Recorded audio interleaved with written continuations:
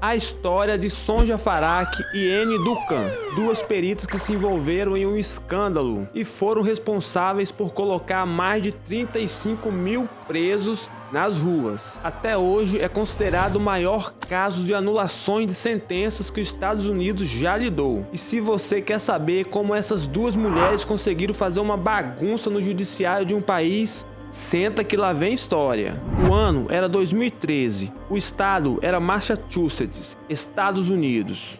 Sonja Faraque era uma analista química. Mas calma que eu vou te explicar o que é isso. Nos Estados Unidos, se você for preso por acusações relacionadas à droga, a evidência contra você é apreendida e mandada para um laboratório para testes, justamente para saber se de fato é droga e também para não acusar você injustamente, né? E quem fazia esses testes? Quem? Sonja Faraque, a analista química. E só para contextualizar, no Brasil, se você for preso com tóxicos ilícitos, pode não dar em nada. Porém, nos Estados Unidos, meu amigo, e em especial em Massachusetts, se você for pego durante o tráfico ou distribuição de drogas, você poderá ser punido com prisão perpétua. E é bom deixar essa pequena diferença entre a terra Tupiniquim e a terra do Tio Sam, né? Lá, quem comete delitos não tem colher de chá, não. Mas, voltando para a história, em 2013, uma colega de Sonja notou algo esquisito dentro do laboratório. Ela sentiu falta de duas amostras.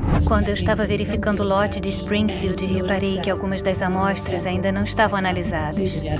Então eu fui até o cofre para ver se estava lá, dentro do cofre. Rapidamente ela contou para o seu supervisor e ele, por sua vez, resolveu ligar para a polícia criminal e relatar que duas amostras do laboratório magicamente tinham sumido. Todos começaram a procurar as amostras no cofre do laboratório, nos armários e não encontraram. Então resolveram procurar na mesa de trabalho de Sonja. Como ela não estava no laboratório nesse dia, eles achavam que ela poderia estar analisando ou até mesmo esquecida em sua mesa. Então foram até a mesa da Sônia. Nós olhamos na mesa dela pensando que ela poderia estar analisando e ter deixado na gaveta. Nós abrimos uma das gavetas e tinha uma cuba com um pedaço de papel manilha. Nós tiramos os papéis e eu vi o que parecia ser cocaína falsa. Chegando lá, eles abriram uma das gavetas e encontraram uma manilha com vários papelotes de algo que parecia cocaína falsa. Tinha muito desse material. Eles não estavam entendendo nada. Eles resolveram testar esses dois casos que encontraram na mesa dela. E o resultado foi que deu negativo para a cocaína. Só que tem um problema. No relatório, Faraque atestou que era cocaína. Aí, meu amigo, ficou claro que ela estava usando as drogas e depois colocava pó royal, talco, sei lá, qualquer coisa no lugar. Era uma perita viciada em drogas. E para não ser descoberta, ela simplesmente colocava qualquer pó branco dentro dos envelopes das evidências. Agora eu vou te explicar a gravidade disso. Com certeza não é apenas uma pessoa que está tendo uma má conduta no trabalho, ou simplesmente viciada em pó. E sim significa que milhares de advogados de defesa iriam entrar com processo de anulações de sentenças. E quando eu digo que é milhares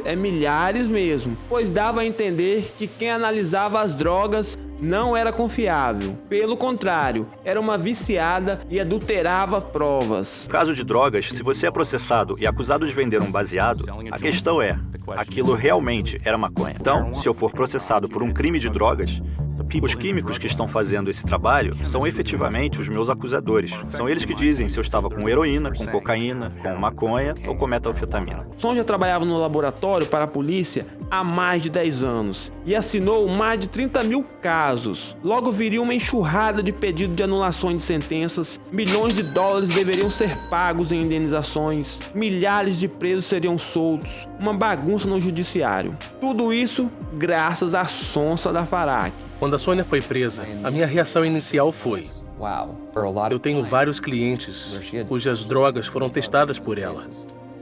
E como o laboratório de Amherst testou todos os nossos casos de drogas e como eu só trabalhava basicamente com esses casos naquela época...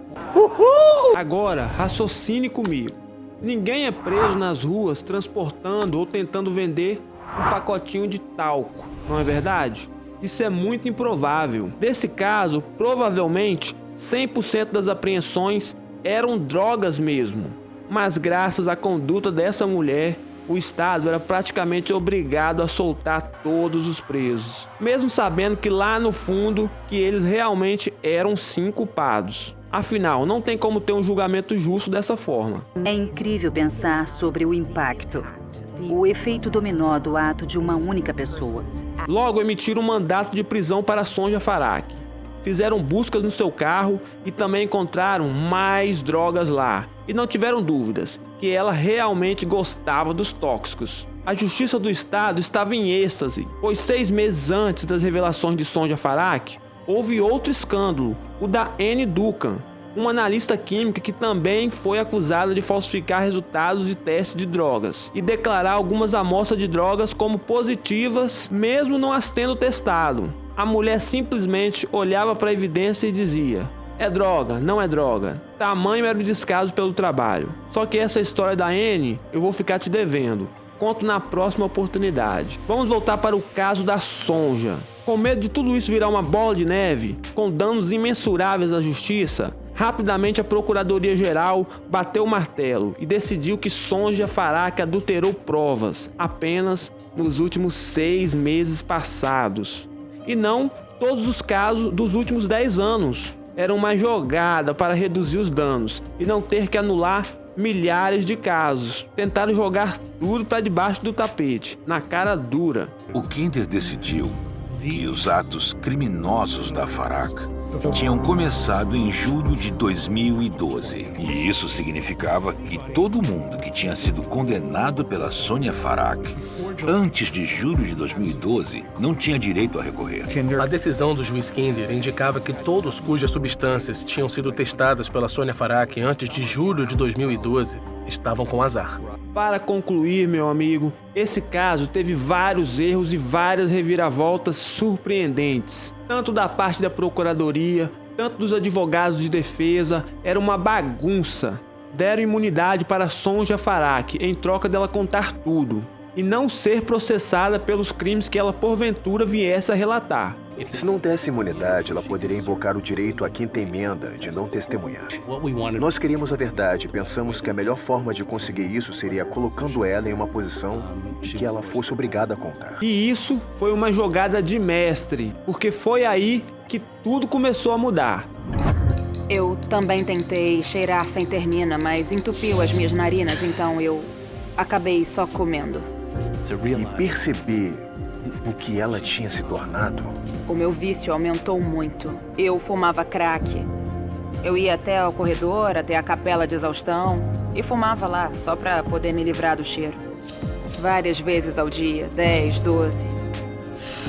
Pois ela contou todos os detalhes. Ela fumava, usava amostras do laboratório com tanta liberdade, de uma forma que não dava conta de tanta droga. Contou também que fazia isso há bastante tempo.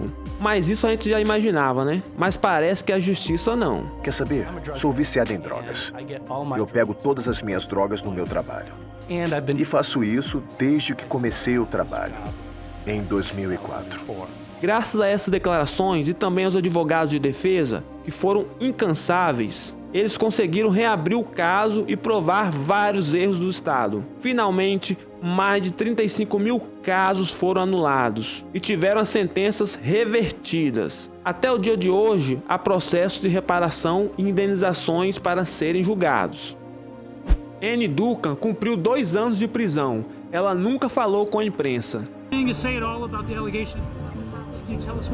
E uma grande confusão nos tribunais federais. Sonja Faraque cumpriu apenas 18 meses de prisão. Sonja Faraque, how do you now plead to those 2 indictments, each of which charge you with tampering with evidence in possession of a Class B controlled substance, that being cocaine? Guilty. Your conduct has, whether you recognized it at the time or not, come at a great cost to the state. A Sonja não queria ser presa. Ninguém quer. O caso de Sonja Faraque e Annie Duncan é considerado até hoje o maior caso de injustiça dos Estados Unidos. O documentário completinho está na Netflix. O nome é Perícia Viciada. E se você gosta de conhecer essas histórias, assiste meu vídeo onde eu falo sobre a febre do ouro que aconteceu aqui no Brasil, em Serra Pelada. Você vai gostar. E como você chegou até aqui, eu gostaria de saber muito a sua opinião aqui nos comentários. E claro, dê um like nesse vídeo, porque esta é a forma que eu encontrei de monetizar o meu trabalho. E isso ajuda demais. E tchau, até a próxima!